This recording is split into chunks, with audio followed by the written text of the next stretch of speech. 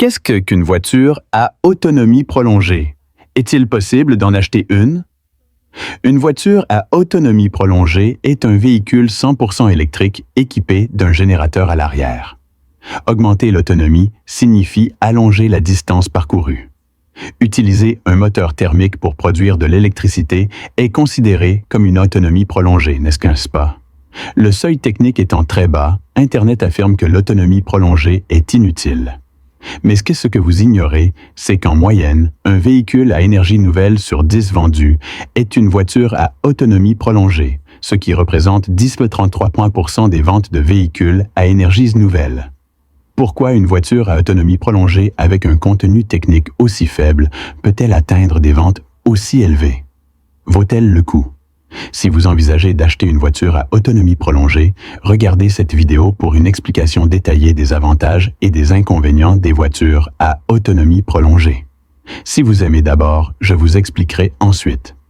Une voiture à autonomie prolongée est propulsée par un moteur électrique tout au long du trajet. C'est donc un véhicule 100% électrique. Le moteur ne démarre que lorsque la batterie est faible, mais il ne participe pas directement à la conduite après le démarrage et ne possède pas le système de transmission d'un véhicule à essence.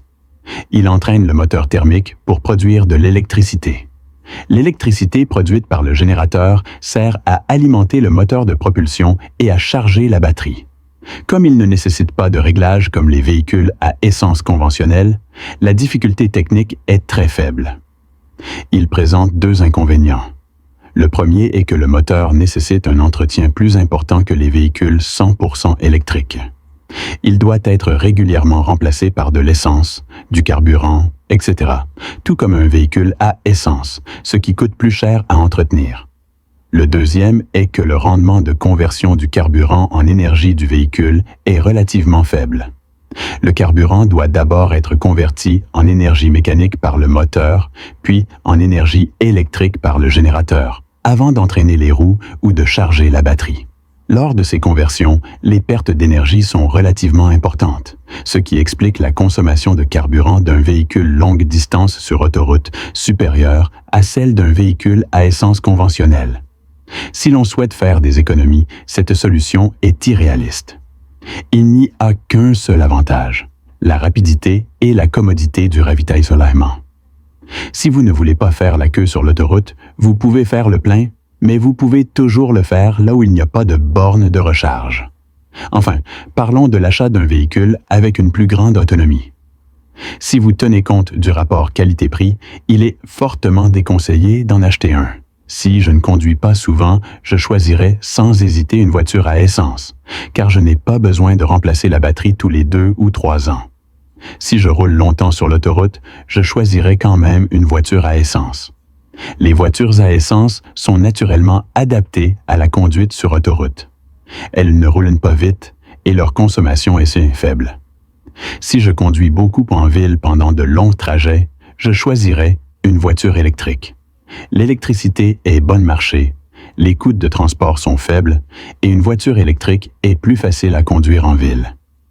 Une voiture avec une plus grande autonomie est non seulement plus chère, mais elle a aussi une batterie plus petite et ne nécessite aucun entretien du moteur. Il n'y a aucun rapport qualité-prix. Qui peut l'acheter? Ou à qui sont destinés ces modèles à autonomie prolongée? Les voitures à autonomie prolongée les plus vendues sont l'Ideal et la Wengie. Elles présentent de nombreuses similitudes. Elles sont toutes équipées de réfrigérateurs, de téléviseurs couleurs et de grandes canapés. De plus, les principales caractéristiques du système sont le confort, le luxe et la technologie. De plus, ce sont tous des SUV spacieux et à prix élevé. Les avis des utilisateurs sont également très cohérents. Il s'agit de personnes mariées à revenus élevés, âgées de 26 à 40 ans, qui ont encore de l'argent. Le revenu annuel moyen des propriétaires d'Ideal dépasse 500 000 $. Les propriétaires de Wengie sont encore plus nombreux, avec un revenu annuel moyen de plus de 900 000 $. En bref, ils sont jeunes, prometteurs et ont un portefeuille bien garni. De nombreuses familles possèdent des voitures électriques et de nombreux SUV. La rentabilité n'est donc pas leur priorité. Le choix d'une voiture à longue autonomie se résume à deux mots, Urgence. Lorsqu'ils effectuent des trajets autonomes occasionnels, ils n'ont pas à faire la queue pour recharger leur batterie. Elles peuvent recharger leur batterie à tout moment et en tout lieu, comme les voitures à essence. La consommation de carburant élevée ne constitue pas un problème majeur pour elles. Quant au type de moteur utilisé, honnêtement, il suffit de demander à n'importe quel automobiliste et vous constaterez qu'il s'en fiche. Dans les voitures à grande autonomie, quelle que soit la qualité du moteur, celui-ci doit servir à produire de l'électricité. Bien que le seuil d'accès à la technologie à grande autonomie soit déjà bas, son intérêt est indéniable. Chacun a des besoins différents en matière de voiture et, naturellement, les choix varient. On ne peut pas simplement critiquer la demande du marché en fonction du niveau de technologie. C'est tout ce qu'il y a à savoir aujourd'hui dans une nouvelle vidéo sur la chaîne automobile.